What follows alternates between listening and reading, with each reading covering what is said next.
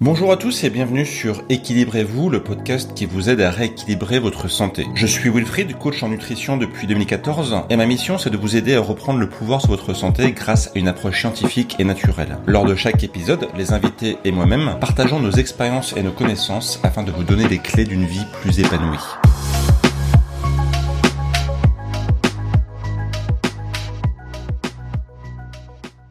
Bienvenue à tous et bienvenue sur ce nouvel épisode du podcast Équilibrez-vous. C'est un nouvel épisode. Aujourd'hui, on va parler d'un sujet qui est super intéressant, qui est le sujet de l'intestin irritable. Et pour en parler avec moi sur ce podcast, je ne suis pas tout seul, je suis avec Marina. Bonjour Marina. Bonjour Wilfried, merci beaucoup de m'accueillir aujourd'hui sur ce podcast. Avec plaisir. Donc, on va te présenter d'ici quelques instants. On va parler donc, comme j'expliquais, du syndrome de l'intestin irritable, qui est un souci qui touche beaucoup de personnes et qui est un peu compliqué. Marina, pour les gens qui ne te connaissent pas, est-ce que tu peux te présenter? Oui, bien sûr. Alors rapidement, moi je m'appelle donc Marina, je suis naturopathe et professeure de yoga spécialisée dans les troubles digestifs et plus particulièrement le syndrome de l'intestin irritable. Donc via les consultations, les accompagnements et les cours de yoga aussi. Je fais mon maximum pour aider les personnes qui sont atteintes de ces troubles à comprendre pourquoi déjà ces symptômes sont présents et comprendre un petit peu mieux leur corps et savoir quoi mettre en place et trouver l'hygiène de vie qui leur correspond le mieux pour vivre une vie un petit peu libre de ces troubles digestifs. Ok, très bien. C'est un sujet qui est passionnant. Enfin, l'intestin, moi, j'en parle depuis des années, et c'est vrai que on va en parler pendant ce podcast. C'est un centre névralgique pour la santé.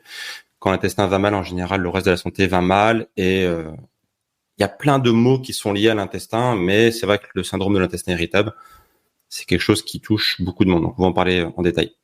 Avant d'attaquer le vif du sujet, est-ce que tu peux nous parler un peu de qu'est-ce qui t'a emmené vers la naturopathie? Qu'est-ce qui fait qu'aujourd'hui tu fais ce métier passionnant? Mhm. Alors, j'étais pas du tout destinée à la base à être naturopathe ou dans la santé. J'étais plutôt dans le tourisme, voilà, hôtesse de l'air, agence de voyage. J'étais vraiment pas du tout dans ce milieu-là, mais je m'intéressais énormément à la santé en général et surtout à la santé au naturel. Et au bout d'un moment, dans mon parcours professionnel, je me suis dit, bon, maintenant, il est temps de faire vraiment ce que j'aime. Et qu'est-ce que j'aimais? Je regardais autour de moi dans mon appartement et je voyais tous mes bouquins de naturopathie, de santé, d'huiles essentielles. Et je me disais, bah voilà, en fait, c'est ça que j'aime et c'est ça que j'ai envie de faire au quotidien et d'aider aussi les gens. Et ça s'est présenté à moi plus particulièrement quand j'ai pris en charge moi-même mon syndrome de l'intestin irritable avec un naturopathe et avec aussi tout ce que j'apprenais, tout ce que je lisais, tout ce que j'intégrais comme information à ce moment-là. Et quand ça a, entre guillemets, fonctionné sur moi, quand j'ai vu que j'avais réussi à éliminer les symptômes que j'avais, je me suis dit, mais c'est génial en fait. Et après des années d'errance médicale, je peux pas garder ça pour moi en fait. Je sais qu'il y a tellement de personnes qui souffrent de ces symptômes-là au quotidien. Et depuis des années, je me suis dit, mais en fait, il faut que je partage ce que j'ai appris et ce que j'ai mis en place sur moi et qui a fonctionné. Et c'est là que j'ai décidé de me former. Et naturellement, je me suis lancée et ça a démarré comme ça, quoi. Et ça fait maintenant bientôt 5 ans. Ok. Donc, tu disais que tu étais hôtesse de l'air avant. C'est un métier, j'imagine, qui a mis ta santé à rude épreuve. Est-ce que c'est là Ah, tu n'as que pas idée. ça a exacerbé tes syndromes, enfin ton syndrome? Ça a été un peu Complètement. Ouais. Tu peux nous en parler un petit peu? Complètement. Enfin, genre, tu étais sur des longs courriers, j'imagine? Ouais, j'étais dans une compagnie, une très grosse compagnie internationale. Donc, j'étais pas basée en France, j'étais basée à Dubaï. Et Mhm. donc, c'était court courrier, moyen courrier, long courrier. Il y avait pas de règles, pas de route précise. Dans la même semaine, je pouvais être un jour à New York et quelques jours après à Sydney. Donc, niveau fuseau horaire, on était complètement à l'opposé. Et je me suis rendu compte à quel point c'était compliqué pour le corps, pour la santé physique, mais pour la santé mentale aussi. Bon, les deux se Mhm. rejoignent, mais forcément, mon corps n'allait pas bien, ma santé mentale non plus. J'ai fait ça pendant 2 ans et j'ai arrêté pour ces raisons-là, principalement parce que J'étais quand même assez jeune hein, à l'époque, j'avais 25 ans, 26 ans, mais je me disais, là, j'ai pas l'impression d'avoir la santé de quelqu'un de 26 ans. Je savais plus au bout d'un moment si j'étais malade, si j'avais faim, si j'avais Hmm. soif, si j'étais fatiguée. Le sommeil, n'en parlons pas. Je suis devenue insomniaque parce que mon rythme circadien était complètement dans les choux. Le ventre. N'en parlons même pas. Voilà, l'avion, on sait hein, que pour le ventre, c'est pas, bah, voilà, avec la pressurisation de l'appareil, l'altitude, etc. C'est pas top. Et quand on fait ça plusieurs fois par semaine, ouais, j'étais dans un état en fait d'inflammation constant, clairement. Ok. Et c'est pour ça que j'ai décidé d'arrêter. Et en rentrant chez moi, mon but premier, c'était de me remettre sur pied, en fait, de me refaire une santé. Et c'est ce que j'ai fait. Tu savais déjà que tu avais le syndrome de l'intestin irritable avant? Non, non, non. Je savais que D'accord. j'avais une fragilité digestive parce que même déjà de très très loin, hein, que je me souvienne quand j'étais au collège ou au lycée, je me souviens des fois que il devait appeler ma mère pour qu'elle vienne me chercher parce que j'avais une crise et j'avais tellement mal au ventre que je pouvais plus rien faire. Donc déjà, j'avais un terrain fragile. Mais c'est quand je suis rentrée chez moi après ces 2 ans à Dubaï que j'avais repris en fait une hygiène de vie plus classique. Hein. Je dormais la nuit, je me couchais le soir, je me réveillais le Ouais. matin, j'avais des repas à heure fixe et j'avais toujours ces troubles digestifs qui persistaient. Ok. Ce ventre hyper gonflé, ces crises, clairement c'était des crises de spasmes où d'un coup je me sentais mal, je devenais livide, je me mettais à transpirer, je pouvais littéralement plus rien faire. Et je savais pas pourquoi. Je savais pas pourquoi parce que je mangeais correctement, je faisais tout pour être en bonne santé. Et c'est là que j'ai commencé le parcours médical, donc avoir d'abord mon médecin, ensuite un gastro-entérologue, plusieurs, je ne saurais même pas te dire combien. Ensuite, vu que niveau digestif, on me donnait aucune réponse, je me suis dit bon bah c'est peut-être hormonal, gynécologique. Donc je suis allée voir plusieurs gynécos par rapport à ces symptômes-là et pareil. Aucune réponse concrète.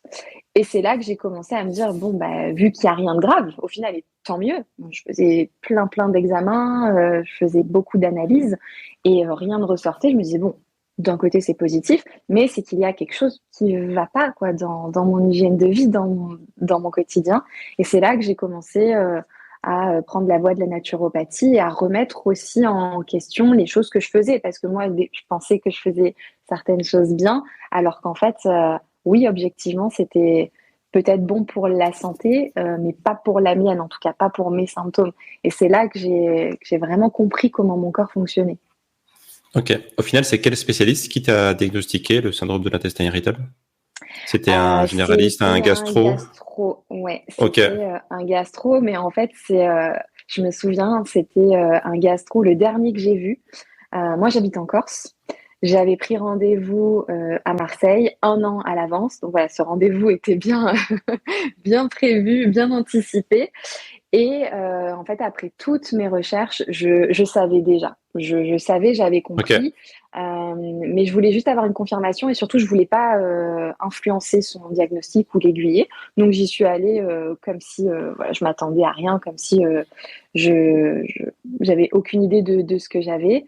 Et en lui donnant mes symptômes, les choses que j'avais mises en place, les choses que j'avais déjà faites, c'est lui qui m'a dit, bon, bah, vous avez le syndrome de l'intestin irritable et ce que vous faites, ça me paraît bien, continuez comme ça et ça s'atténuera avec le temps. Ça m'a pas avancé à grand chose, mais en fait, j'avais une confirmation et je savais que d'un point de vue médical, pour moi, ça s'arrêtait là. Il n'y avait pas d'autres solutions, ça servait à rien que je cherche un Hmm. traitement ou une pathologie précise, quoi. Ce qui est fou, c'est que ça n'a pas été simple. En fait, il y a eu, on va dire, Ah, un peu de la galère, de la galère médicale, en fait, avant d'arriver au diagnostic, en fait, quoi. il y C'est a pas eu quelque chose une qui est galère. simple. On va en parler un peu plus tard, mais c'est Ouais, pas quelque chose qui est simple à diagnostiquer. C'est pas quelque chose qui est encore très reconnu par la médecine conventionnelle, on va dire, quoi. C'est pas encore très, complètement. c'est pas automatique, en fait, quoi. Complètement, et ça, je l'ai expérimenté et je le constate toujours aujourd'hui en Ouais. consultation, chaque jour, l'errance médicale des personnes que je reçois. Et parfois, on se sent encore plus mal après ce type de Hmm. consultation parce qu'on met tellement d'espoir. Moi, je me souviens, à chaque fois que j'allais voir un spécialiste. Je me dis bon bah voilà, on va enfin m'apporter des pistes. C'est quand même des personnes dont c'est la spécialité. Et en fait, moi, je me souviens, alors je mets pas du tout en cause le système médical ou autre, mais en tout cas, pour ma part, mes expériences, moi, je sais que j'étais expédiée en 5 minutes, on me posait aucune question, et maintenant, ça me paraît aberrant de qu'on m'ait pas demandé comment je mangeais, comment je dormais, comment je me sentais, en fait, même dans ma tête, pour moi, c'est la base. Et on me demandait pas tout ça, on me donnait simplement, bon bah vous êtes constipé, tenez des laxatifs, vous avez mal au ventre, bah tenez un spasfon, et c'est tout. Et en fait, je me gavais de ça au début, parce que moi je savais pas, on me disait ça, c'était les médecins, bah ok très bien. Après quand j'ai compris, je me suis dit non mais on va s'éloigner un petit peu de tout ça, c'est pas la solution quoi. Alors, il y a peut-être des gens qui nous écoutent qui ne savent pas ce que c'est concrètement Mm. que le syndrome de l'intestin irritable. Est-ce que tu peux nous en parler un petit peu? Comment on pourrait le définir? Quels sont les symptômes au quotidien? Même si tu as un petit peu évoqué des pistes avec ton cas Ouais. personnel, est-ce que tu peux expliquer pour les gens qui ne connaissent pas qu'est-ce que le syndrome de l'intestin irritable concrètement? Ouais, bien sûr. Et comme tu dis, c'est vraiment pas évident à définir parce que c'est pas une maladie, justement. C'est pas une pathologie, c'est un syndrome. Donc, c'est un ensemble de symptômes. Et aujourd'hui, le syndrome de l'intestin irritable, on va pas se mentir, hein, c'est un peu un terme fourre-tout. Quand on sait pas, Hmm. quand on trouve pas, bon, bah, madame, vous avez le syndrome de l'intestin irritable. OK. Les symptômes, c'est toujours un petit peu les mêmes, hein, les symptômes digestifs, les troubles du transit. Il va y avoir des ballonnements, un ventre souvent très, très gonflé, une difficulté à digérer, ça peut être comme j'en ai parlé tout à l'heure, des crises ou des périodes en tout cas de crise où on est un petit peu inflammé au niveau digestif. Mais il peut y avoir 50 personnes qui ont le syndrome de l'intestin irritable et pour autant l'origine pour chacune de ces personnes va être complètement différente. Ça peut être purement un problème d'hygiène de vie. Moi, je sais que c'était principalement ça, notamment l'alimentation qui ne me correspondait pas, mais aussi, et ça on pourra certainement en reparler plus tard, des choses aussi dans l'hygiène de vie qui n'allaient pas, et même au niveau émotionnel. Mais ça peut être des choses beaucoup plus spécifiques, ça peut être lié à des troubles hormonaux comme une hypothyroïdie, de l'endométriose, un SOPK. Moi je sais que j'ai le SOPK aussi, donc quand j'ai eu mon diagnostic, ça aussi après des années d'errance, quand j'ai eu mon diagnostic SOPK, j'ai pu faire le lien aussi avec le syndrome de l'intestin irritable et tout faisait sens. Je me disais, ok, bah, mon corps est vachement inflammé et ces troubles hormonaux sont liés aussi à ces troubles digestifs. Ça peut être aussi un problème au niveau de l'estomac, un manque d'acide chlorhydrique, donc une hypochloridrie. Voilà, ça peut être un SIBO qui peut être aussi lié à une hypothyroïdie. Donc, c'est pour ça que quand on a ce genre de symptômes, il faut vraiment se faire accompagner par les bonnes personnes pour qu'on puisse remonter à l'origine du problème. Parce que Hmm. voilà, quelqu'un qui est constipé, par exemple, bon bah lui dire buvez plus d'eau et mangez plus de fibres, ok, mais c'est pas forcément ce qui va lui faire du bien. Ça peut même être l'inverse. Si la constipation est due à une hypothyroïdie, par exemple, bon bah voilà, manger plus de fibres, c'est pas ça qui va changer grand-chose. Donc c'est vraiment un travail d'investigation quand on a ce diagnostic-là qui tombe, à savoir que c'est un diagnostic d'élimination. Il n'y a pas d'examen, il Hmm. n'y a pas d'analyse. Des fois, on me demande quelle analyse je dois faire pour qu'on me diagnostique l'intestin irritable. Bah non, en fait, il n'y a pas quelque chose qui va dire voilà, l'intestin irritable est là. Non, c'est éliminer tout le reste, éliminer les gastrites, les rectocolites hémorragiques, enfin, les maladies de Crohn, tout ça qui peuvent être Mhm. visibles. Et une fois que tout est OK au niveau des analyses, bon, bah voilà, c'est Qu'est-ce qui certainement reste, quoi? ce syndrome. Voilà, c'est ça. Ok. Dans quelle case on peut le caser, quoi. Ok. D'où la difficulté pour les personnes qui en souffrent Ouais. d'avoir enfin un diagnostic, parce que c'est vrai que les médecins qui sont pas forcément formés à ça vont avoir un spectre de symptômes qui est pas forcément clair, qui est pas Ouais. forcément le même pour tout le monde, et au final ils savent pas trop comment ranger les gens, parce qu'on aime bien mettre les gens dans des cases, et là comme tu le dis c'est compliqué quoi, parce qu'il n'y a pas une case précise pour C'est ça. ce problème de santé quoi. Ok. C'est ça. Euh, Aujourd'hui, si tu devais quand même donner les grandes causes, alors tu as dit qu'il y a plusieurs causes possibles. Et est-ce qu'il n'y a pas un best-of quand même des choses qui peuvent emmener le syndrome de l'intestin irritable? C'est quoi pour toi le top 3 Mm. des causes? Il y en a tellement, il y en a tellement. Bon, moi, ce que je vois souvent en consultation, c'est des hypothyroïdies et des SIBO. Donc, les D'accord. SIBO, c'est prolifération bactérienne au niveau de l'intestin grêle. C'est souvent très souvent la cause de l'intestin irritable. Je vois aussi beaucoup et de plus en plus des personnes qui reviennent de TCA, qui ont un antécédent en tout cas de TCA, et donc qui ont une flore intestinale, une digestion vraiment altérée à cause de ces troubles du comportement alimentaire et qui ont du mal à retrouver une digestion correcte même après les TCA.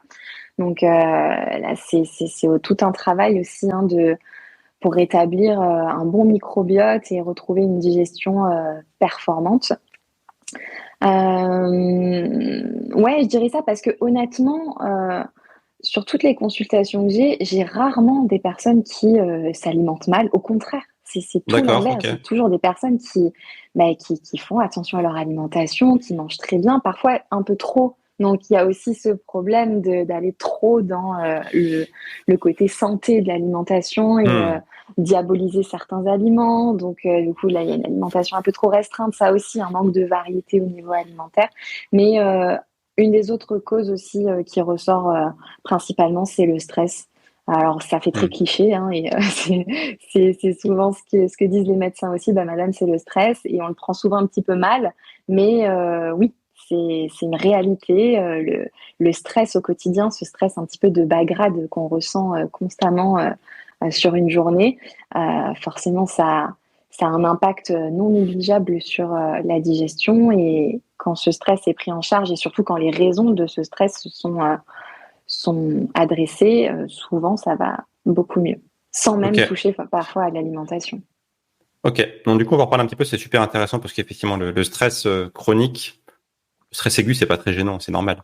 Le stress chronique, Et lui, par il contre, est très utile dans certaines situations. oui, par contre, le stress chronique, lui, ravage la santé. Clairement, on va en parler un petit peu après. Mais juste avant, pour revenir à l'alimentation, du coup, si j'ai bien compris, tu donnes pas de conseils spécifiques a- alimentaires aux gens qui ont le syndrome de l'intestin irritable parce que ça va dépendre, en général, de la personne, de son background, de plein de paramètres, j'imagine. Donc, il n'y a pas deux, trois conseils alimentaires que tu donnes classiquement. Alors, Il y a pas. il y a un tronc commun, on va dire, Ok, quand il y a des troubles digestifs, mais parfois, pour une personne, des fois j'ai deux consultations d'affilée, les personnes ont sensiblement les mêmes symptômes et pourtant je vais donner des conseils radicalement opposés. ok, Donc, ça dépend vraiment et c'est pour ça aussi que je dis souvent aux personnes de pas essayer de trouver Alors, c'est bien hein, de chercher des solutions, mais parfois, moi, j'ai des personnes en consultation qui sont perdues parce qu'elles voient justement énormément d'informations partout, sur les Hmm. réseaux, dans les livres, et elles savent plus quoi suivre parce qu'elles voient des fois des choses Tout est son contraire. radicalement différentes. Tout est son contraire, et Hmm. ça veut pas dire que il y a un conseil qui est faux et un qui est juste, mais ça va dépendre des besoins de la personne.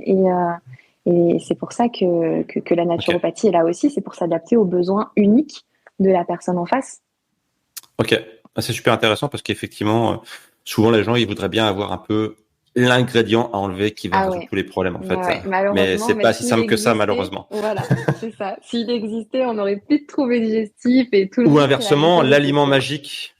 l'aliment magique que si on le consomme automatiquement tous les symptômes disparaissent en quelques heures. Non, ça Ouais, ne marche pas comme ça la santé non, parce pas que du tout. c'est infiniment complexe le corps humain. Mm.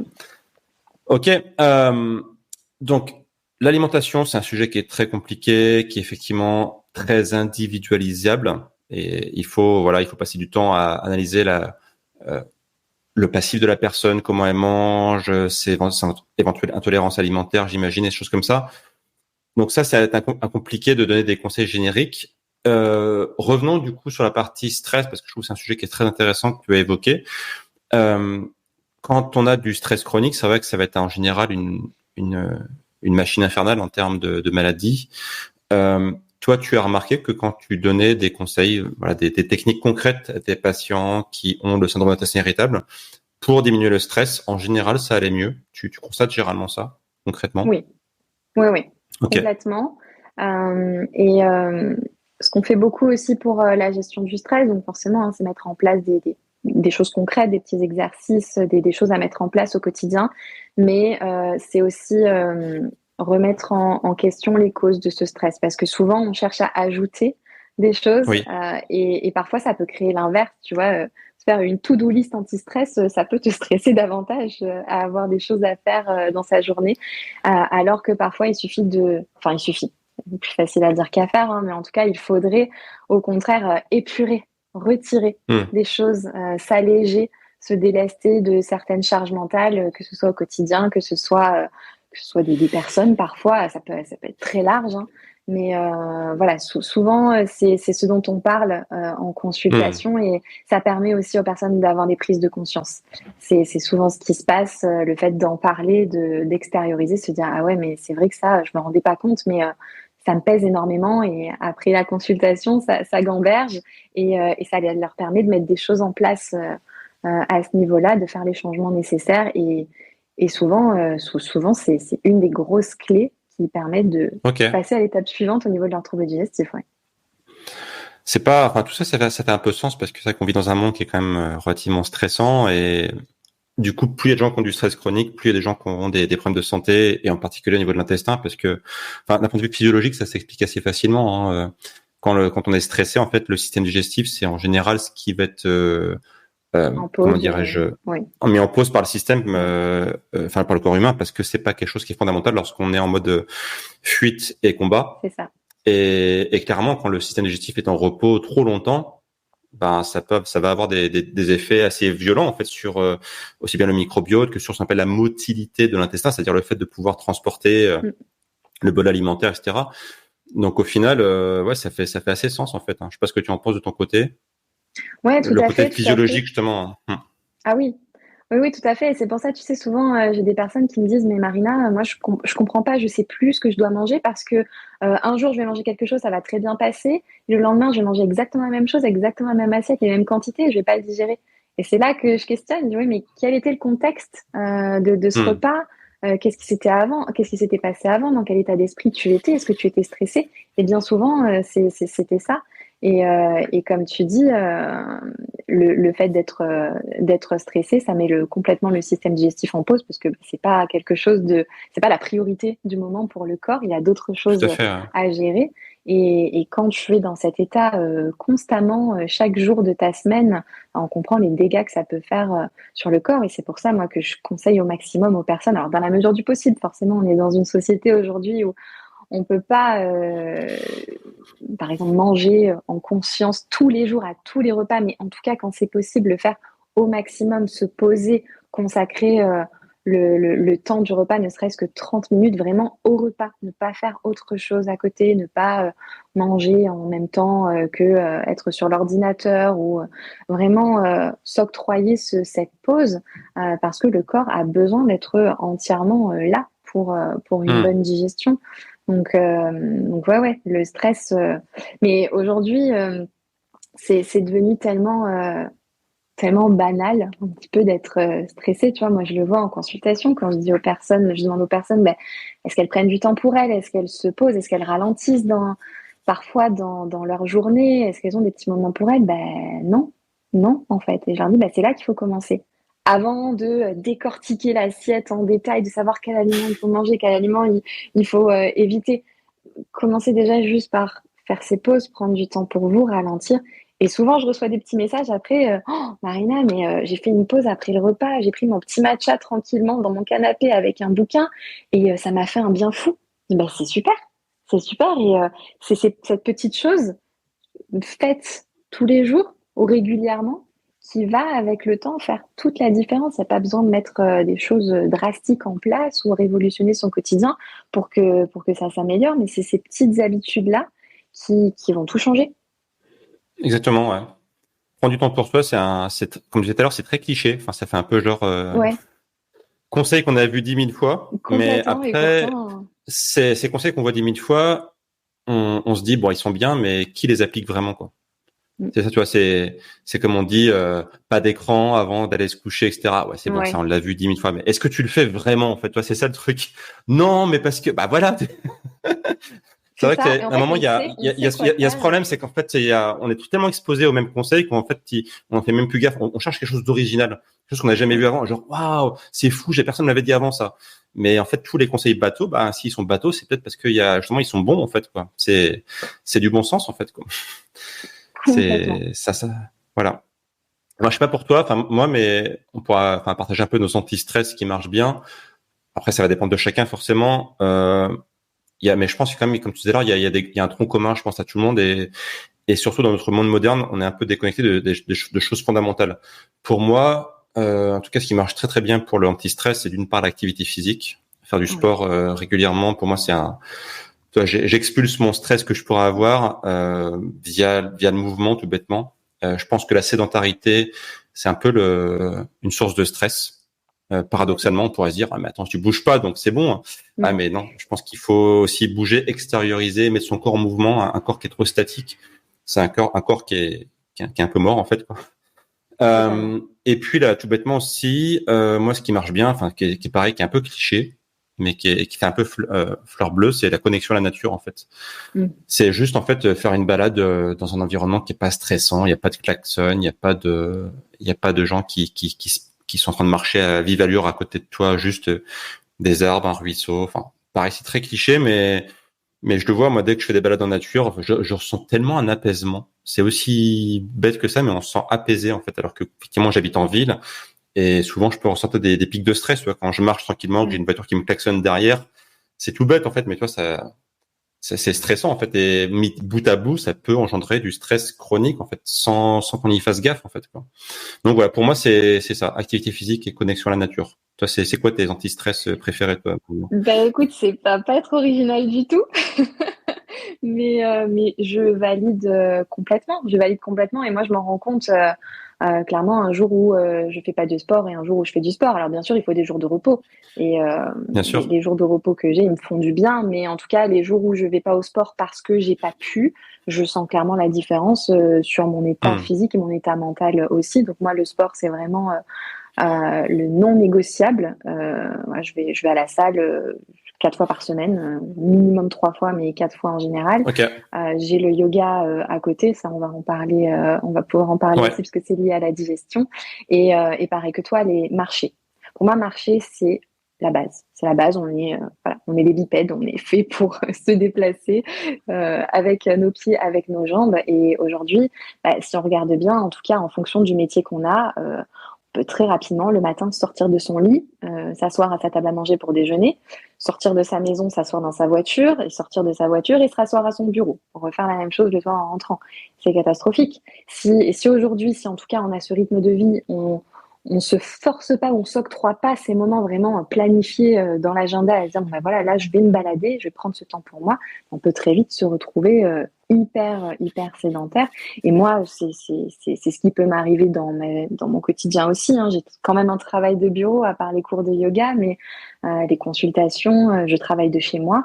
Mais je mets un point d'honneur à, bah, tu vois, ce matin, je suis allée me balader 45 minutes. J'habite à 2 minutes de la mer, c'est aussi mon avantage.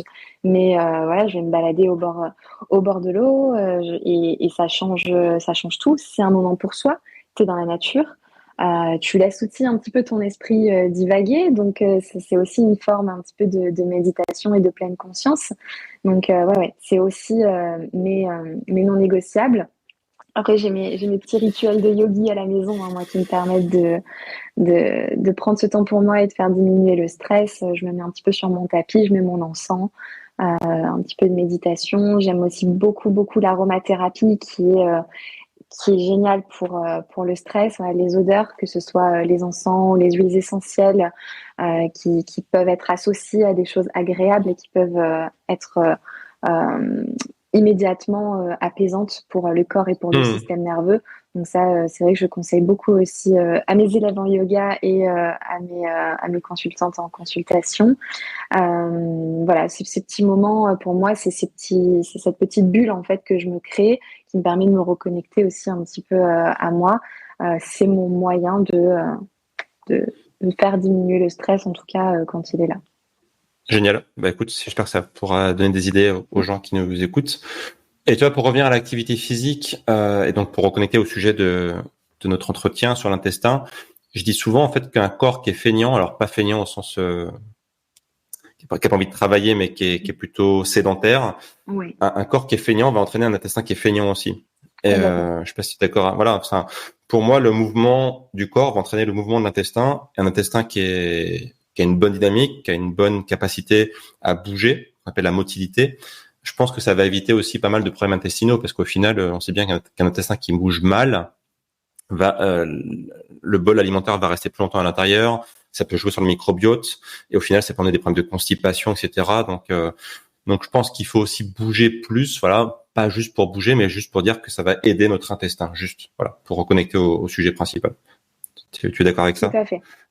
Tout à fait, Ok. tout à fait. Bon, moi maintenant, la digestion va beaucoup mieux, mais je me souviens avant, quand ça allait pas trop, il suffisait que je reste quelques heures assise. Ça suffisait pour me créer des ballonnements, des douleurs, et c'était simplement la position qui déclenchait ça. Donc oui, le mouvement est fondamental pour la digestion. C'est ce que j'essaie de promouvoir au maximum avec mes clientes en consultation. J'ai beaucoup de personnes sportives, mais il y a aussi beaucoup de personnes qui ne font pas de sport. Après, c'est un peu un cercle vicieux, tu vois. C'est aussi Hmm. à cause des troubles digestifs que elles ont moins d'énergie, elles ont moins cette envie avec les douleurs, Ah l'inconfort. oui. Mais j'essaie vraiment de les initier à ça. Commencer petit, tu vois, ça peut être des étirements à la maison. C'est déjà énorme. Si tu as l'habitude Ouais. de ne pas bouger, juste le fait de délier le corps, délier les tensions, agir aussi sur la sangle abdominale avec certains étirements, ça peut déjà faire beaucoup de bien. C'est pour ça aussi que je te disais que marcher, pour moi, c'est la base parce que c'est l'activité la plus complète, accessible à tous. Si tu fais pas de sport, tu peux quand même aller marcher 1 heure, ça te fera beaucoup de bien. Et ça, pour la digestion, ça change tout aussi. Donc Ouais. oui, le fait d'être actif, de bouger, de se mettre en mouvement, on fait circuler les énergies, on extériorise aussi, on se sent mieux au niveau du moral et ça aussi, ça a un impact bénéfique sur le ventre. Et oui, la petite marche digestive, c'est pas une légende urbaine, Mm. hein. Ça marche vraiment Ouais. bien. Marcher après manger. Disons que beaucoup de gens, effectivement, dès que le repas est terminé, ils s'allongent sur leur canapé, enfin, en mode devant Netflix et compagnie. Mm. Bon. D'autant, c'est pas C'est très ça. grave, mais c'est vrai que les gens qui font trop ça, je pense que ça aide pas trop, en fait, pour avoir une bonne Ouais. Et digestion. encore une fois, comme on disait tout à l'heure, ça c'est des choses qu'on sait. Tu vois, si on dit à quelqu'un qui a l'habitude de s'allonger sur le canapé après manger, lui dire, bah oui, mais une petite marche digestive, ça ferait du bien. Ah oui, je sais, mais c'est le Oui. faire qui va changer les choses et ça c'est valable pour tout. Et ouais, c'est ces petites actions bateaux, mais qui sont la base de la santé. Mais le plus dur, en fait, c'est le faire, en fait, parce que effectivement, quand tu vois tous les gens qui s'inscrivent dans une salle de sport, c'est pas compliqué de s'inscrire dans une salle de sport. Tu vas à l'accueil, tu mets ta CB, hop, terminé, et tu dis yes, je vais faire la salle de sport, c'est génial, je vais perdre du poids, je vais retrouver la santé. Et puis qu'est-ce qu'on remarque ensuite, quelques jours, quelques semaines après, c'est que quand faut y aller vraiment pour transpirer, il y a un peu moins de monde du coup là, hein, c'est plus compliqué quoi. Ouais, ouais, ouais. Combien d'abonnements esselés dans les salles de sport il y a 100 personnes. Mais Après, ouais, ouais, ouais. C'est ça. Après, comme c'est pas là aussi, c'est se dire pourquoi je le fais. Tu vois, c'est pas une histoire de motivation. Quand tu vas t'inscrire, oui, t'es hyper motivé. Par contre, faut pas compter sur la motivation pour continuer à y aller sur la durée. Faut non, la se discipline, faut reconnecter à pas. son, Voilà. voilà, reconnecter à son Surtout pas se pourquoi. dire Pourquoi je le fais. j'irai quand j'aurai le temps, quand j'aurai la Ah non, motivation, quand il fera beau, quand les enfants sont grands, enfin il y a toujours une excuse pour pas aller au sport en fait quoi. c'est Et, ça. et moi enfin une petite astuce que je donne souvent, c'est tout bêtement aussi trouver quelqu'un un ami, un ou une amie en fait avec qui y aller parce que l'avantage c'est que les jours où on n'est pas motivé, là, cette personne peut me dire allez vas-y on y va moi j'y suis, enfin tu vois c'est genre on se motive mutuellement en fait quoi. C'est Enfin vrai. tu vois moi je fais du sport tous les midis et donc j'ai une bande d'amis avec qui je fais du sport. J'avoue que des fois je suis pas si motivé, tu vois, je suis dans mon travail, j'ai dit ah attends, faut que je parte dans une demi-heure. Aujourd'hui un peu la flemme et en fait je dis de toute façon j'y vais parce qu'ils m'attendent en fait, tu vois, on se donne une sorte de Mm. rendez-vous tous mutuellement et j'y vais et en fait une fois sur place je suis super content parce que j'y suis voilà, j'ai fait le pas en fait quoi. Mais c'est vrai que des fois je dis oh la flemme, mais voilà, juste le fait de dire que j'ai un Ouais, peu des comptes à rendre ou que des gens m'attendent, ça ouais. me j'ai même pas besoin de réfléchir, je dis il faut que j'y sois point quoi. On regrette Je délègue un jamais peu. une séance de Ah non, sport. exactement. Ouais. Sur le coup des fois on se dit bof et après on se dit Mm. ah c'est cool.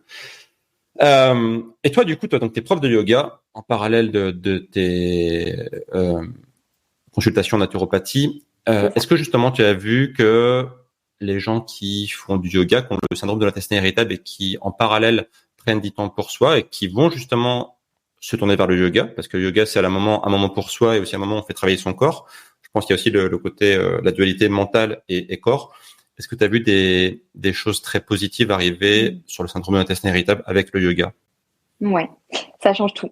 Vraiment, ça change tout. Et comme tu l'as dit, c'est à tous les niveaux. C'est au niveau physique, mais au niveau mental aussi. Et c'est d'ailleurs pour ça que j'ai décidé de donner des cours de yoga liés à la digestion. C'est parce que j'étais un peu frustrée pendant les consultations d'apporter uniquement de la théorie. Et notamment Ok. au niveau de l'activité physique, tu vois, donner des conseils, c'est bien, mais je savais que des fois, ils n'allaient pas forcément être mis en place, alors que là, le fait de pouvoir suivre mes consultantes en naturopathie et de les retrouver à mes cours de yoga, bah, j'ai un petit œil sur elles, tu vois, et sur l'activité physique. Je sais qu'elles ont fait la part du job, entre guillemets, qu'elles se sont mises en mouvement, qu'elles ont pris ce temps pour elles. Et souvent, elles me disent, bah, merci, ça m'a fait beaucoup de bien. J'ai des personnes qui suivent les cours de yoga depuis 2 ans. C'est à plein de niveaux, c'est bénéfique. Comme tu dis, juste au niveau physique. Voilà. Tu bouges, tu t'actives, tu es sur ton tapis pendant 1 heure, tu mets ton corps en mouvement, tu prends ce temps pour toi pendant 1 heure, c'est ta bulle de déconnexion. Hmm. Tu prends soin de ta santé, de ton bien-être. Et bah, le yoga, moi, ce que j'aime, c'est que c'est complet parce que c'est pas uniquement de la pratique physique, c'est un moment aussi de relaxation, de méditation. C'est vraiment complet, c'est très holistique. Et toute cette prise en charge émotionnelle est vraiment hyper importante pour la prise en charge de la santé digestive. Donc, j'ai beaucoup de personnes qui se sentent mieux aussi parce que elles s'autorisent à se relâcher, à se détendre complètement sur le tapis en début de séance, en fin de séance. J'ai des personnes qui, pendant les méditations, bah, elles comprennent pas pourquoi, mais elles se mettent à pleurer. Bah, c'est parce qu'il y avait des choses à débloquer, il y avait des choses à extérioriser et qu'elles ne s'autorisent pas dans leur quotidien.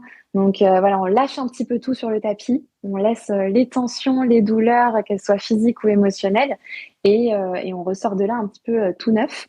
Et j'ai beaucoup de clientes qui ont ne serait-ce que intégré 15 minutes de yoga tous les matins. C'est maintenant leur rituel depuis des mois, voire des années. Et c'est ces routines-là aussi qui leur permettent bah, de se sentir mieux, d'avoir des points d'ancrage, tu sais, dans leur journée, où qu'elles soient chez elles ou en vacances. Bah, c'est leur moment, c'est leur petite bulle le matin avant de commencer la journée. Et voilà, encore une fois, c'est ces petites choses-là qui permettent après de se sentir mieux petit à petit. Génial.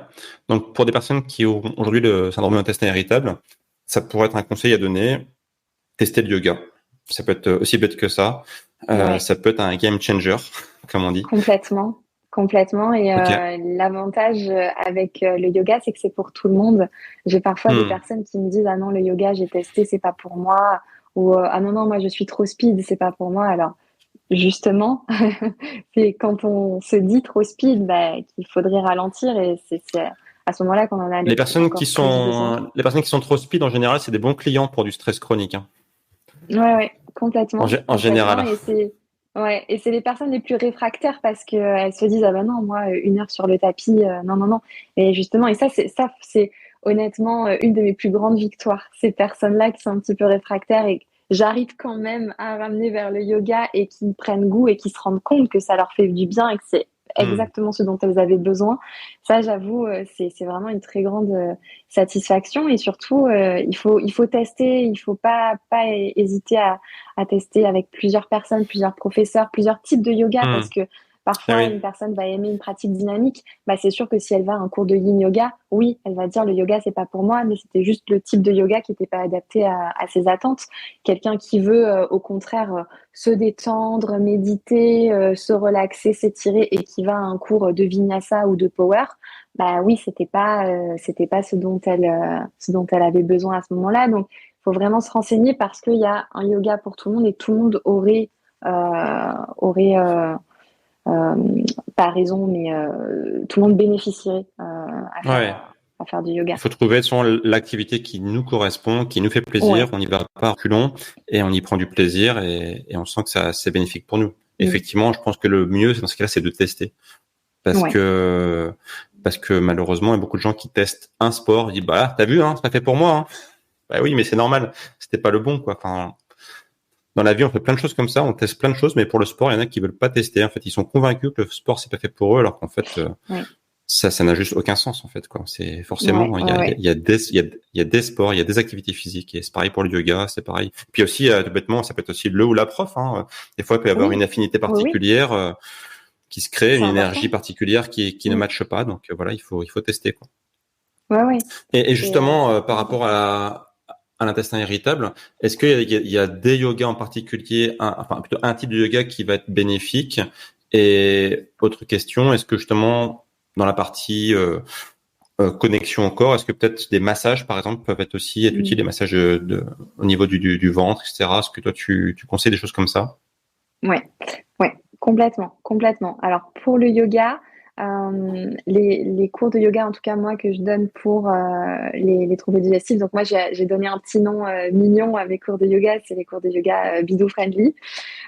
C'est souvent une pratique très douce parce que voilà, quand on a des troubles digestifs, on n'a pas forcément envie de faire des acrobaties sur les tapis. Donc, c'est plutôt des cours de hatha assez doux, des cours de yin yoga aussi. Donc, un yoga très lent dans lequel on va tenir les postures pendant plusieurs minutes. C'est beaucoup d'étirements.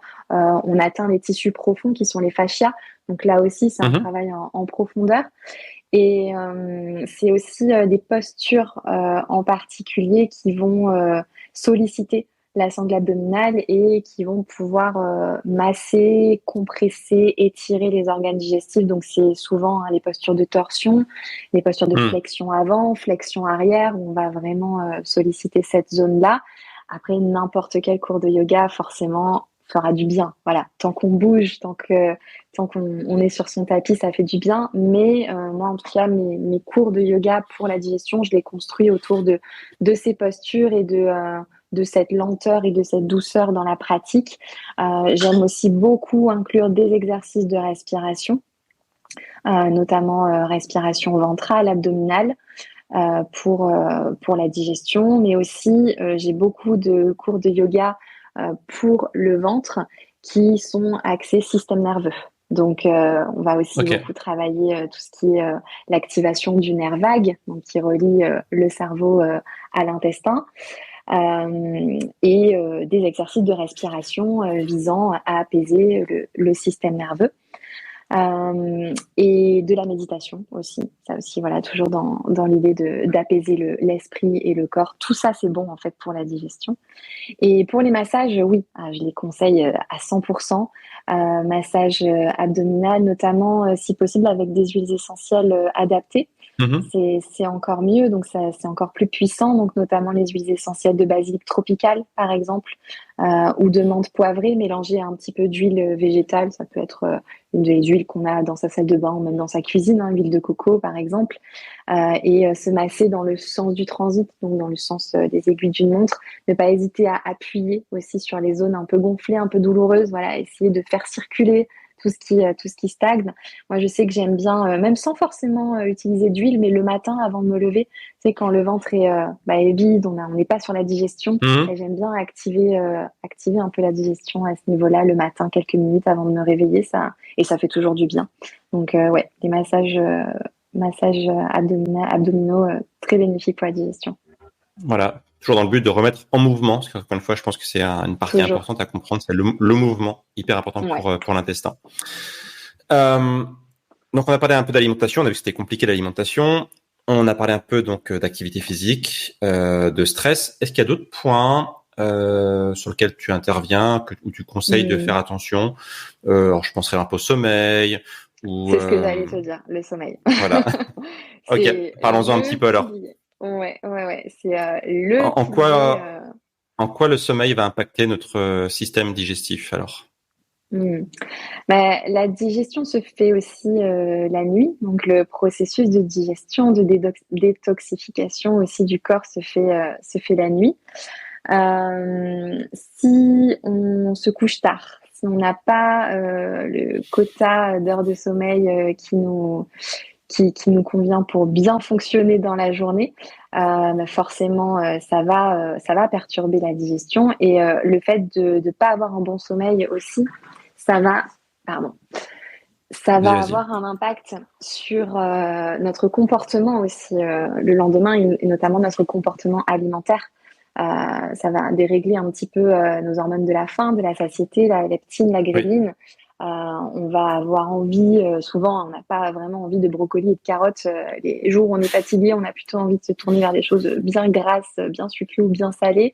Manger aussi plus que ce dont notre corps a besoin. Et tout ça, ça va aggraver notre digestion. Donc, le sommeil est vraiment important. On a tous expérimenté une mauvaise nuit et on voit comment on peine à fonctionner le lendemain à tous les niveaux et notamment au niveau de la digestion. Donc, ouais, point d'honneur au sommeil, se coucher à une heure correcte. C'est pas de se coucher à 21 heures, mais bon, ça pourrait être très bien, hein, mais voilà, ne pas essayer de se coucher en tout cas avant minuit. Les heures de sommeil avant minuit sont très très importantes. Et voilà, avoir des conditions aussi de sommeil adaptées pour un sommeil de qualité.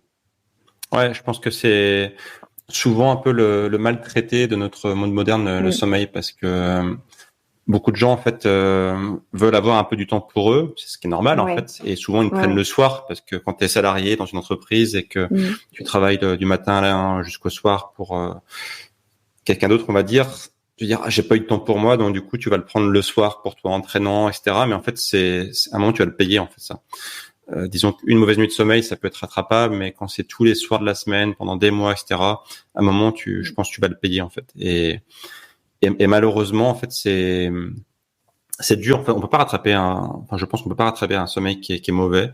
Et il faut essayer de le sacraliser le sommeil, je pense, vraiment. Parce que les gens ne se rendent pas compte à quel point c'est important pour la santé, à quel point, en fait, la nuit, le corps se répare, il y a plein de processus naturels dans la nuit qui se passent et qu'en fait, une mauvaise nuit de sommeil peut littéralement ruiner tous nos efforts. C'est-à-dire que si on fait de l'activité physique, si on mange bien, si on fait attention, etc., mais qu'on a des nuits de sommeil pourries, on peut littéralement ruiner nos efforts, quoi.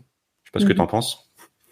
Ah ouais, je suis d'accord et c'est pour ça que des fois on porte son attention, toute son attention sur un domaine en particulier, par exemple l'alimentation. On va mettre un point d'honneur sur comment bien s'alimenter, etc. Mais à côté de ça, si le sommeil n'est pas bon, ça aura aucun impact. Il n'y aura pas de résultats positifs. Et pareil pour l'activité physique, on peut se défoncer au sport. Et encore, là, ce serait néfaste. S'il y a un sommeil de mauvaise qualité et en trop petite quantité, et à côté de ça, on fait quand même une activité physique intense, bah, le résultat va être plus néfaste que bénéfique, alors que le sport est bon. Mais si on fait du sport sur un corps déjà fatigué, déjà épuisé, ça aura un effet complètement délétère. Donc, ouais, un point d'honneur sur le sommeil, et c'est ce que je dis souvent en consultation, c'est que si déjà ces gros piliers comme le sommeil sont appliqués, ça vous facilitera la tâche sur tout le reste. Parce que des fois, la mauvaise digestion peut être à cause d'un mauvais sommeil. Alors, on aura beau mettre toute notre énergie dans l'alimentation, ça servira à rien. Alors que si on prend soin du sommeil, ben, on se prendra beaucoup moins la tête aussi sur l'alimentation parce qu'on digérera beaucoup mieux. Et donc, on se rendra compte que la problématique n'était pas dans l'assiette. Donc, ouais, sommeil, hyper important. Moi, je sais que mon sommeil est sacré. Tout le monde le sait autour de moi. Même quand je mange dehors le soir ou autre, tout le monde sait dans mon entourage que je déteste rentrer tard. On peut aller manger dehors, etc. Mais je sais que passer une certaine heure, le lendemain, ça va être compliqué, quoi. Bon, il y a l'âge aussi. Plus l'âge, plus on avance dans l'âge et plus c'est compliqué. Mais on sait qu'une seule mauvaise nuit, le lendemain, tout est compromis. Donc, le sommeil est hyper important. Moi, je sais que moi, je suis un peu comme toi, pareil. J'aime pas forcément rentrer tard et quand je fais des petits excès, en général, moi, je le paye bien le lendemain. Effectivement, je pense qu'il y a une histoire d'âge, puis aussi une histoire que quand on fait attention à sa santé, on est peut-être encore un peu plus sensible. Tu vois, des gens qui font pas gaffe, qui fument, qui sont sédentaires, qui mangent mal. Bon, enfin, finalement, leur corps il est tellement dans un mode panique que une nuit de sommeil en plus ou en moins, ça change pas grand-chose en fait, quoi. C'est ça. Mais quand tu fais attention à ta santé, tu ressens beau. Ouais. Et puis, Vas-y. Moi, ce que je vois aussi en consultation, c'est que quand déjà ta santé, elle est pas au top, t'arrives plus à distinguer quand tu te sens vraiment mal ou quand tu te sens mieux, parce que tu es toujours dans un état un peu bof. Donc, tu te rends pas compte de ce que tu fais au quotidien. Ouais, voilà, c'est un peu moyen et tu te rends pas compte que ce que tu fais, ça contribue à cet état moyen. Alors que quand, moi je le vois avec mes clientes, quand elles se sentent mieux, voilà, une nuit où elles sont rentrées plus tard, où elles n'ont pas assez dormi, le lendemain, elles se rendent vraiment compte de l'impact de ce Hmm. manque de sommeil. Pareil avec l'alcool, pareil les choses comme ça. Alors qu'avant, elles pouvaient boire un peu plus régulièrement, mais comme elles allaient déjà pas très bien au niveau du ventre, elles se rendaient pas compte de l'impact de ce verre d'alcool sur leur digestion. C'était un peu foutu pour foutu, quoi. Alors que quand elles se sentent mieux, là, tout de suite, ah oui, oui, oui, je vois à quel point ça impacte ma digestion. Donc, ça permet aussi de Ouais. rétablir un peu l'équilibre à ce niveau-là.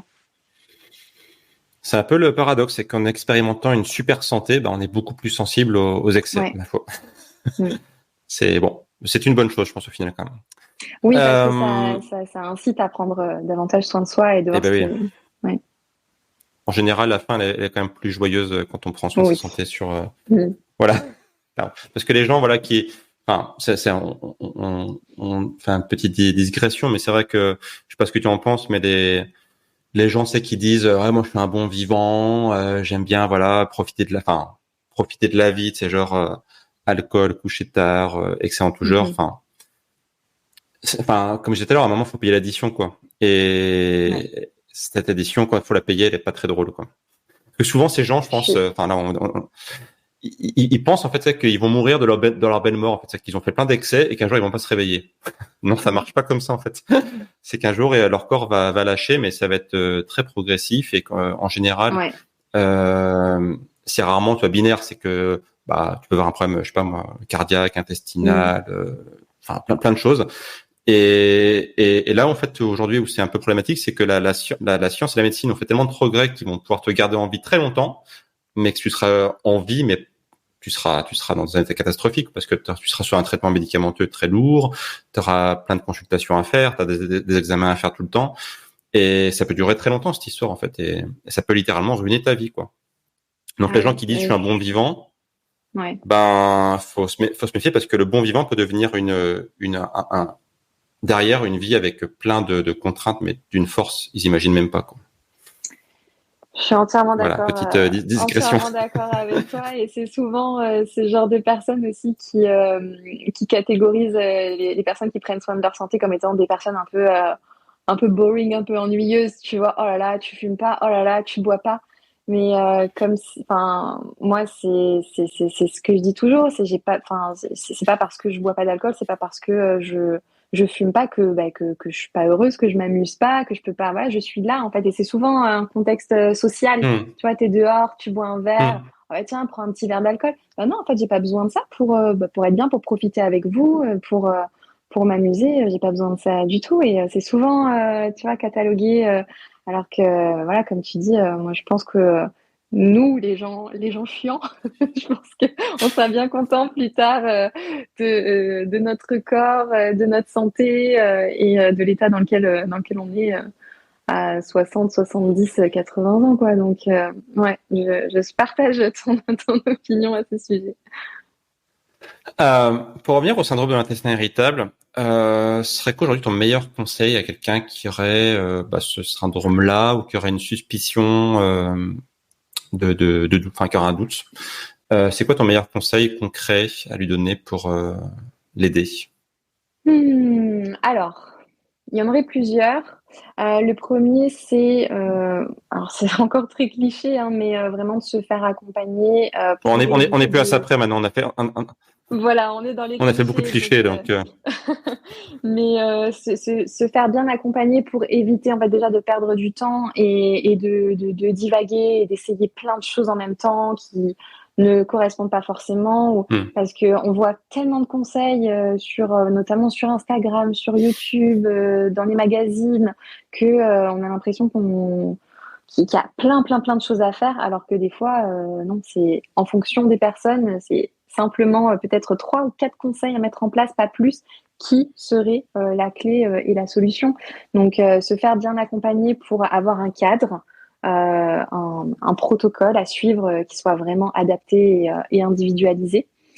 Euh, Aussi, pour les personnes qui ont le syndrome de l'intestin irritable, c'est un peu paradoxal, mais ne pas suivre, alors encore une fois, ça dépend des personnes, hein, mais ne pas suivre les conseils alimentaires généraux, globaux, tu vois, qui seraient bénéfiques pour la majorité des personnes. Mais là, je pense par exemple aux fibres, aux Mhm. probiotiques, aux aliments complets. Tu vois, quelqu'un qui a le syndrome de l'intestin irritable, ben non, manger encore plus de fruits, encore plus de légumes si la personne est constipée, par exemple, ce sera pas forcément la chose qui va lui convenir le plus. Pareil pour les aliments complets. Bien sûr que les aliments complets sont bénéfiques, qui ont des vertus nutritionnelles pour quelqu'un qui a déjà une sensibilité digestive.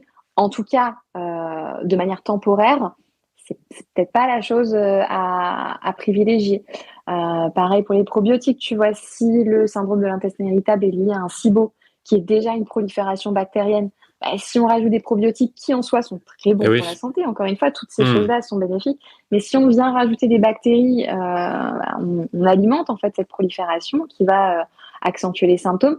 Donc voilà, faire un petit peu attention à ces éléments-là, en tout cas au début, dans un but de soulagement déjà. Ensuite, bien sûr que quand ça va mieux et qu'on retravaille, qu'on reconstruit un petit peu la flore intestinale, qu'on renforce le microbiote, bien sûr que là, on va pouvoir petit à petit réintégrer des probiotiques, des aliments complets, etc. Mais dans un premier temps, pour apaiser l'inflammation, pour soulager la digestion, c'est pas les choses qui vont forcément être bénéfiques. Ok, super intéressant, effectivement, parce que souvent les gens sont tentés de trouver un peu la checklist parfaite et ils vont les Mm. voir sur plein d'environnements différents, comme tu dis, Instagram, YouTube, etc. Et souvent faire plus de bêtises qu'autre chose en fait, si on fait les choses Ouais. mal. Donc autant se faire accompagner. D'ailleurs, si les gens veulent travailler avec toi, on mettra les coordonnées du coup de ton site et Mm. de ton Instagram Ouais. en description de cette vidéo. Comme ça, les gens pourront te contacter si ils veulent en savoir plus donc sur ton activité de naturopathe spécialisé dans les syndromes de l'intestin irritable et cours de yoga aussi, pourquoi pas. Avec plaisir. Euh, Est-ce que tu aurais un mot de la fin, Marina? On va bientôt du coup arrêter cet entretien qui est passionnant, mais ma foi, toutes les bonnes choses ont une fin. Est-ce que tu aurais quelque chose à ajouter pour voilà conclure, pour Mm. je te laisse le mot de la fin. Moi, par rapport au syndrome de l'intestin irritable et troubles digestifs, ce que j'aime toujours rappeler aux personnes, c'est que le corps, c'est une machine incroyable et que le corps n'est pas contre nous, mais fait toujours de son mieux. Il fait toujours ouais, les choses en notre faveur et même si on a des symptômes, enfin quand on a des symptômes comme ça désagréables, inconfortables, les prendre surtout comme des signaux de notre corps, des Hmm. messages qui nous envoient pour nous signaler que quelque chose, voilà, qu'il y a quelque Ne chose va à pas. revoir dans notre voilà, dans notre Ouais. hygiène de vie, remettre en fait un petit peu en question, être à l'écoute de son corps davantage pour le comprendre et pour pouvoir lui apporter réellement ce dont il a besoin. Tu vois, moi, quand ça allait pas vraiment, le pic de mon syndrome de l'intestin irritable, il y a quelques années maintenant. Alors oui, il y avait quelques petites choses qui allaient toujours pas dans mon alimentation, mais c'était pas le plus gros du problème. Le plus gros du problème, c'est que j'étais pas du tout alignée dans mon travail. J'avais de la frustration, j'allais au travail à reculons, j'avais la boule au ventre. Donc, tu vois, même toutes ces expressions, elles sont Hmm. là pour quelque chose, elles sont très parlantes. Et alors, oui, c'est des remises en question qui sont pas évidentes. C'est pas forcément donné à tout le monde de ah bah ok, j'aime pas mon travail, bon bah je le change. Je conçois que ça peut être très compliqué, mais en tout cas, au moins prendre conscience de ces choses-là. Et j'ai plein d'exemples avec mes clientes hein, de remises en question comme ça dans certains domaines de leur vie et de travailler sur ces domaines-là leur a permis de gagner en apaisement, en sérénité, de se réaligner un petit peu dans leur vie et de forcément retrouver aussi la paix au niveau de leur ventre. Donc voilà, le corps est très intelligent, est une très belle machine et tout ce qu'on expérimente, c'est aussi un reflet de notre état interne. Tous les symptômes physiques sont le reflet de notre émotionnel un petit peu. Donc voilà, être plus à l'écoute pour répondre à ses besoins et le chouchouter. Voilà, moi j'essaie aussi de, de promouvoir la bienveillance et l'indulgence envers soi-même. Bon, j'essaie de l'appliquer au maximum avec moi. Hein. Des fois, c'est toujours les cordonniers les plus mal chaussés. Donc, je l'applique aussi à moi-même au maximum. Mais voilà, se faire du bien au maximum parce que notre corps le mérite et c'est tout ce qu'il demande en fait. Ouais. J'aime bien cette idée effectivement enfin ce que tu as dit tout à l'heure de faire des changements qui vont nous emmener dans un cercle vertueux Parce que aujourd'hui, peut-être que si les gens ont des symptômes pas très cool, c'est comme tu disais, parce qu'ils ont des choses qui ne tournent pas rond et que peut-être plus tard, ça va malheureusement engendrer d'autres problèmes. Et le fait de se dire, tiens, si je changeais des choses dans ma vie, si je prenais soin de mon corps, etc., ça va emmener en fait vers une bonne dynamique. Refaire du sport, reprendre soin de son sommeil, ce qu'on a dit, s'interroger sur son mental, dire, tiens, est-ce que dans ma tête, tout va bien? Est-ce que j'aime mon travail? Est-ce que j'aime ma vie de couple? Est-ce que j'aime là où j'habite? Enfin, et ça peut être finalement une sorte de grosse remise en question très positive au final qui va se mettre en route. Et ce sera au final que pour du mieux. Donc, je pense qu'il faut voir effectivement ça. C'est un peu dur parce que je sais que les malades, ils aiment pas entendre cette phrase-là, mais parfois, il faut voir certaines maladies comme une sorte de bénédiction qui finalement est un signal d'alarme avant d'aller dans des choses plus graves. Donc voilà, autant le prendre comme ça finalement, c'est voir le verre moitié plein. Et je trouve ça c'est un petit peu chouette, le principe de... Attends, c'est quoi? Ah oui, c'est le principe de la plume, la pierre et le camion. Je sais pas si tu connais ça. Non, je connais pas, non. Bah, c'est la vie un petit peu qui t'envoie une plume, c'est un petit message, tu vois, ça peut être un petit symptôme inconfortable. Tu peux choisir de t'en occuper et voilà, c'est fait, c'était juste une plume, c'est une petite caresse, ou tu peux choisir de l'ignorer, de continuer ton chemin et là la vie elle t'envoie une pierre. Donc ça fait un petit peu plus mal quoi, mais tu peux encore choisir de prendre les choses en charge ou de l'ignorer. Mais bon, après, une fois que la vie, elle t'apporte le camion, c'est pour bien que tu comprennes. Mais par contre, le camion, là, il fait très mal. Donc, s'occuper des choses quand c'est encore la caresse d'une petite plume pour ne pas avoir à se prendre le camion en pleine face plus tard. Moi, j'avais une version qui était un peu différente, mais qui est un peu dans la même idée. C'est que la vie t'envoie parfois des cadeaux qui sont mal emballés. Autrement dit, ça ressemble pas à un cadeau. C'est parce que ça ressemble à rien. Mais en fait, si, c'est un cadeau quand même, quoi. Donc, voilà. Ouais. J'aime bien cette expression aussi. En tout cas, merci beaucoup, Marina, pour cet entretien. C'était passionnant. Encore une fois, si les gens veulent travailler avec toi, on mettra tes coordonnées dans la description de la vidéo. N'hésitez pas à aller vous abonner au compte Instagram de Marina. Vous allez apprendre pas mal de choses sur le syndrome de l'intestin irritable en particulier et plein de choses intéressantes sur la santé en général. Et peut-être à une prochaine fois pour d'autres vidéos, qui sait. Et voilà. Très bonne continuation à toi, Marina. Et puis voilà, à bientôt. Ciao. À bientôt, Wilfried. Merci d'être arrivé au bout de cet épisode, j'espère qu'il vous aura plu. Si ce podcast vous permet d'opérer des changements sur votre santé, je compte sur vous pour le noter avec 5 étoiles sur votre plateforme de podcast préférée et de le diffuser autour de vous, car c'est la meilleure manière de soutenir notre travail. D'ici là, prenez soin de vous et je vous dis à bientôt pour un prochain épisode.